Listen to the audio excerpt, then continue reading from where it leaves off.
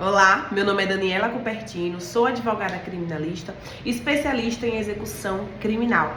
E hoje vamos analisar, a lei antifacção, ela que entrou em vigor já este ano, 2026, e vamos analisar os reflexos dela, para a sociedade, para a execução penal, para as pessoas que estão presas, tá? Então, por que inicialmente surgiu a lei antifacção? Primeiro, ela vem como uma política criminal. O que é uma política criminal? É uma atitude, que o Estado tem para resolver situações, envolvendo questões carcerárias, tá? Porém, essa lei antifacção, ela tem esse interesse, mas inicialmente ela tem leis que ampliam o cumprimento de pena. Por exemplo, se uma pessoa ela tinha direito de ir para o regime semiaberto, com 40% da pena, ela agora vai com uma quantidade maior de pena, 70%, 80% de pena, Então houve aí, um mais rigor na aplicação da pena, tá? Segundo, também vai haver também um aumento da população carcerária.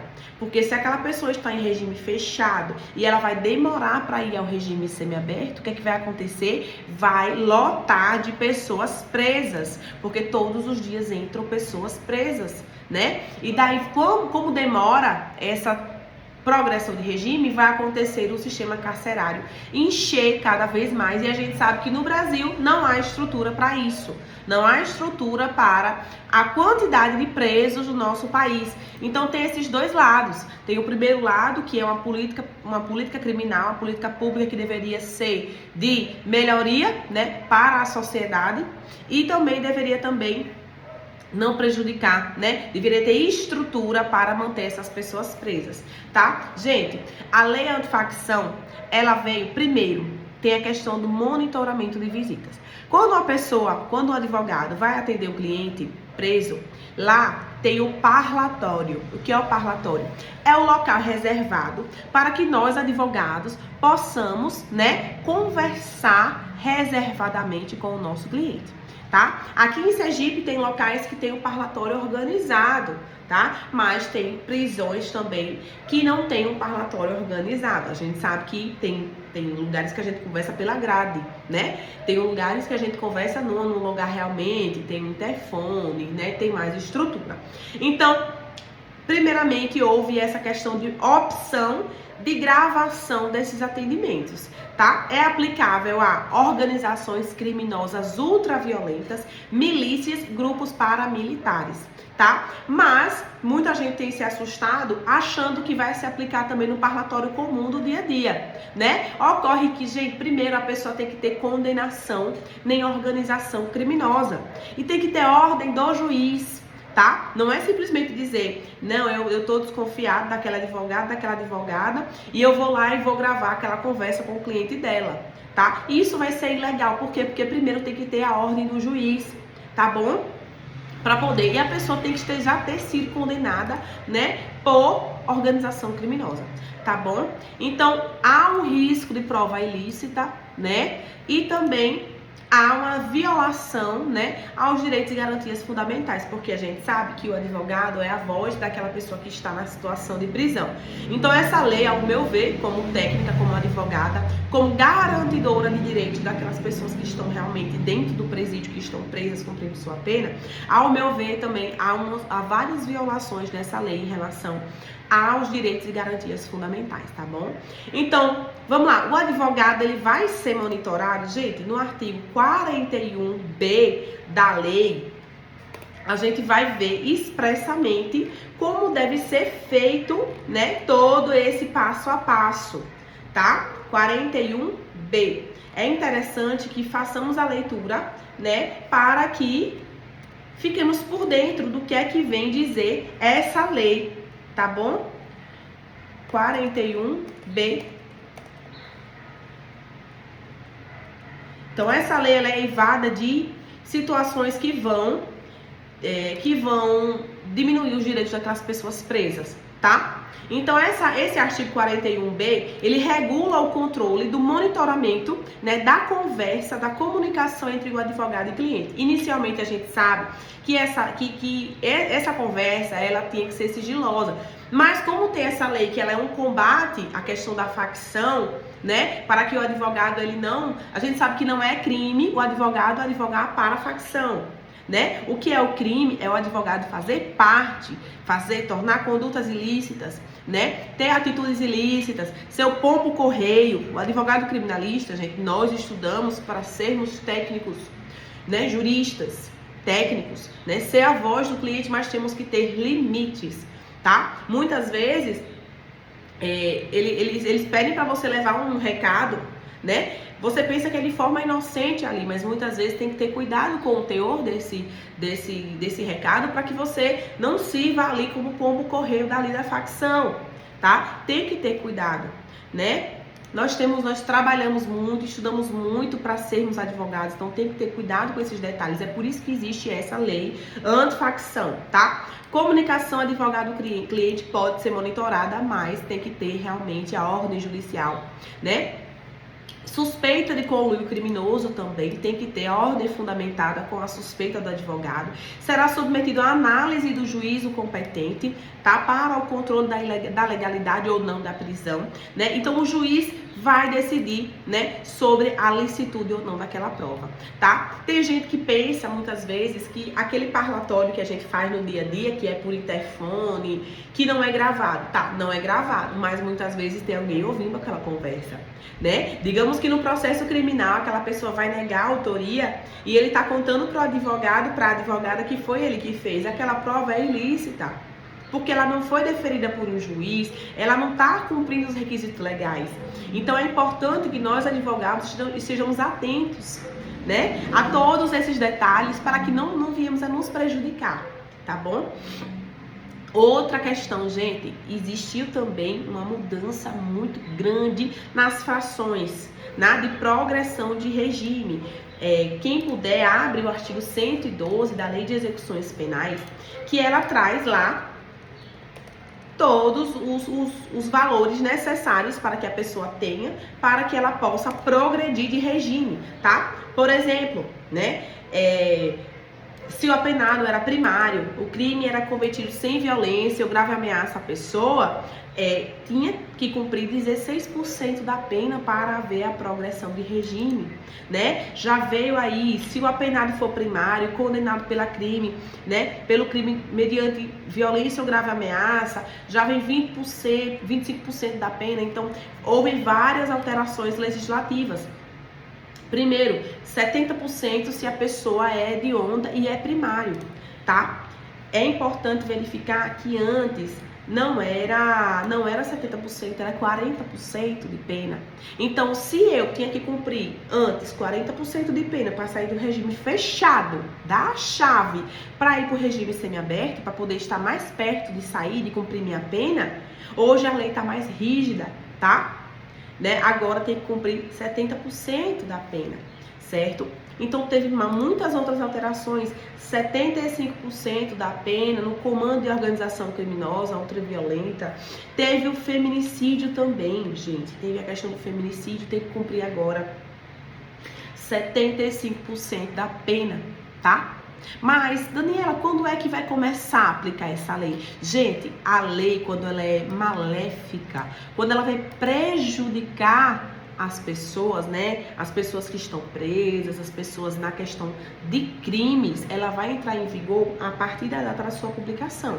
Ela está valendo a partir do dia em que entrou em vigor, né? No dia que realmente foi publicada essa lei, no dia 24 de março de 2026. 24 de março de 2026, tá? A lei 15.358 de 2026 entrou em vigor. E com ela veio muita rigidez da pena, tá? Com certeza vamos ter aí um depósito maior de presos do que antes. né? Eu costumo falar que é depósito de gente, tá? Por quê? Porque a gente vai ver que vai colocando gente lá dentro aleatoriamente, muitas vezes não tem estrutura, não tem alimentação necessária, não tem uma remissão de pena adequada, não tem uma possibilidade dele crescer mentalmente, dele estudar, né? Muitas têm, mas muitas também não têm, né? Então isso vai acontecer o quê? Muita gente vai ficar presa mais tempo sem o Estado ter estrutura para isso. Então, ou vai haver alguma mudança legislativa novamente, tá? Pode ser que venham algumas correções aí de acordo com o andamento das coisas, ou realmente vamos ter que ter um Estado mais comprometido com as estruturas dos presídios. Senão vamos ter um colapso, um boom, tá? Nos presídios, tá bom? Nos presídios brasileiros. Então, digamos que no dia 23 de março de 2026, uma pessoa cometeu um crime hediondo, tá? Ela teve um processo em andamento, foi condenada, e daí agora vai aplicar qual porcentagem para a progressão de regime? Gente, a lei entrou em vigor no dia 24 de março de 2026. No dia 23 de março de 2026, ela não estava em vigor. Então vai aplicar a lei da época do fato, que é a lei mais benéfica para ele, tá bom? Isso a gente aprende lá no início da faculdade, tá bom? Então vamos lá, continuando a análise da lei. 80% se a pessoa for reincidente em crime hediondo. Tá? O que é crime hediondo? Tráfico, né? Crimes, homicídio qualificado. Tem a lista lá da lei dos crimes hediondos. Então, se a pessoa for reincidente, né? E crime hediondo, 80% da pena. 85% da pena se for reincidente hediondo com resultado morte, tá?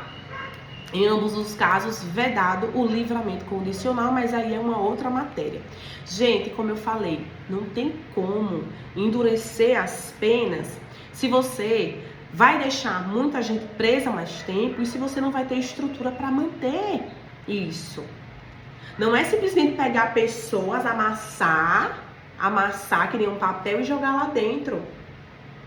Tem gente que diz, leve para sua casa. Mas não é assim que um técnico, que um jurista, né, que um político tem que pensar. Por que o político? Porque o político é que vai promover as políticas públicas naquele sentido. Então vai enchendo de gente, enchendo. Um dia vai ter uma grande rebelião, né? Porque realmente, gente, por mais que tenham cometido crimes, mas como eu sempre falo que essas pessoas vão sair do presídio uma hora. Não tem como, ele não tem prisão eterna no Brasil, não tem prisão perpétua no Brasil, né? Então eles vão sair sem nenhuma oportunidade, lá dentro já nem tem oportunidade, né? Então eu acredito que o Estado, que o país, o Brasil, ele não está pronto para uma lei tão rigorosa em relação à progressão de regime quanto a lei antifacção, tá? Então, a reincidência como condição subjetiva tem sido entendimento consolidado no STJ, no qual a reincidência é circunstância pessoal que interfere na execução penal. Ou seja, para o STJ, né, o entendimento é de que a reincidência é quase certeiro de que ele vai cometer outro crime. É uma circunstância pessoal que vai prejudicar ele na vida, que vai prejudicar até no cumprimento da pena dele. Então, por isso que a lei tem que ser rigorosa. Razão pela qual a condição de reincidente, uma vez adquirida por ele, estende-se sobre a totalidade das somas das penas, tá?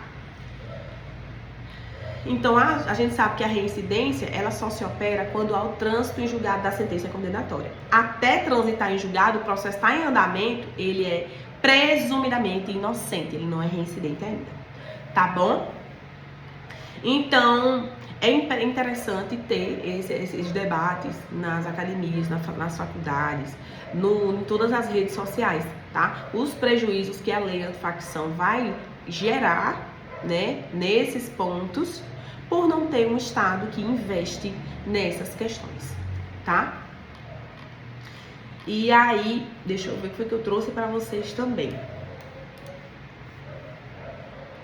Então, vamos lá. Gente, tem uma ADPF 347.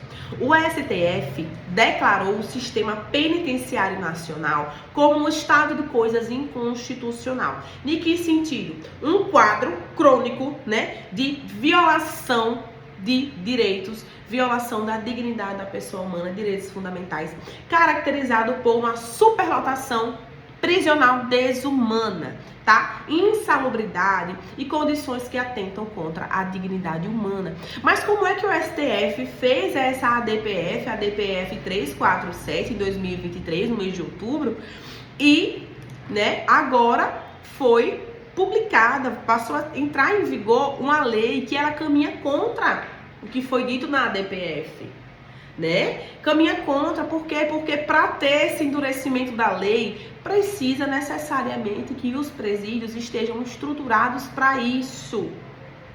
Precisa ter apoio tanto dentro quanto fora dos presídios, não é? Não estou falando para alisar, passar a mão na cabeça dos presos. Estou falando que, gente, presídio, preso, crime sempre existiu e sempre vai existir. O problema é o que é que a política pública do Estado está fazendo em relação a isso, tá? Precisa ter uma atenção a isso. O Brasil não tem pena de morte. É importante saber que o Brasil não tem pena de morte. O Brasil não tem pena de banimento, né? Não tem pena eterna, perpétua. Então alguma coisa tem que ser feita nesse sentido, tá? E endurecer a lei, vai ficar preso mais tempo, beleza. Mas o que é que você está fazendo no Estado para que isso exista? Tá? O que é que você está fazendo?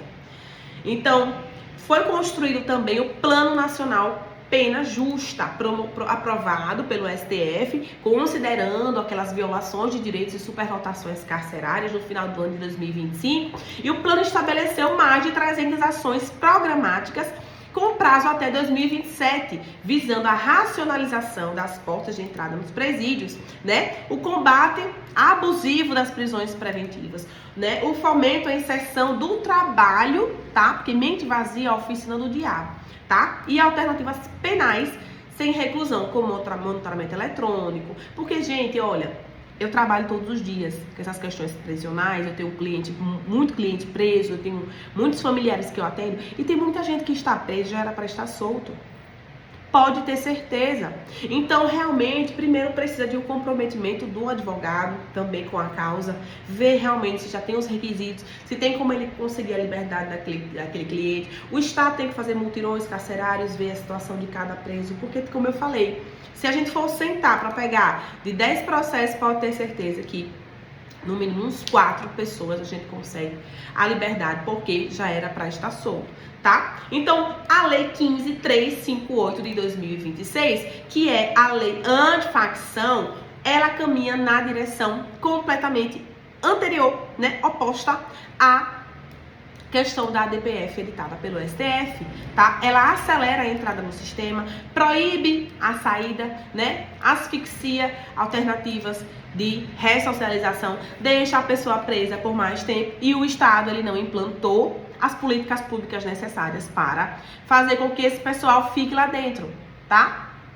Então, assim, é como se a lei tivesse dito, Estado, faça isso, mas não deu, o Estado ele não tomou a condição para fazer, né? Então é importante que nós, advogados criminalistas, fiquemos atentos a esses detalhes, principalmente aqueles que atuam na execução penal, porque aqui temos duas problemáticas.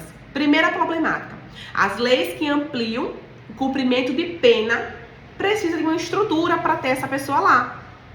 Precisa de ter uma estrutura. Não é alisar a cabeça da pessoa que está presa. Não é dizer, coitadinho, vou levar para casa. Como muita gente falou aqui, tá? Nos comentários. Mas é realmente ter estrutura para receber. Senão a gente prisional morre, polícia morre, todo mundo morre lá, né? Quem está no sistema morre. Porque não vai ter realmente estrutura para receber essas pessoas, tá? Então é importante pensar nesse sentido, discutir esse sentido, tá? Então isso vai resultar num aumento da população carcerária e vai levar a um colapso, um boom nos ambientes prisionais, tá? Então, essa lei já está em vigor, mas a gente sabe que crimes cometidos antes dessa data, antes dessa lei, no dia 24 de março de 2026, os crimes cometidos a partir dessa data já começam a valer, tá? Então os advogados precisam estar atentos sempre à data do fato, o dia que o crime aconteceu. Se o crime aconteceu no dia 23 de março de 2026, essa lei ela não vai valer para o seu cliente. Então fique atento, tá bom? Meu nome é Daniela Cupertino, sou advogada criminalista e eu sei que cada dia conta na vida de quem está preso. Portanto, já me segue aqui esse canal e me acompanha, porque toda semana eu vou postar um vídeo pra vocês aqui sobre atualização penal, processual penal e execução penal. A todos, meu muito obrigada.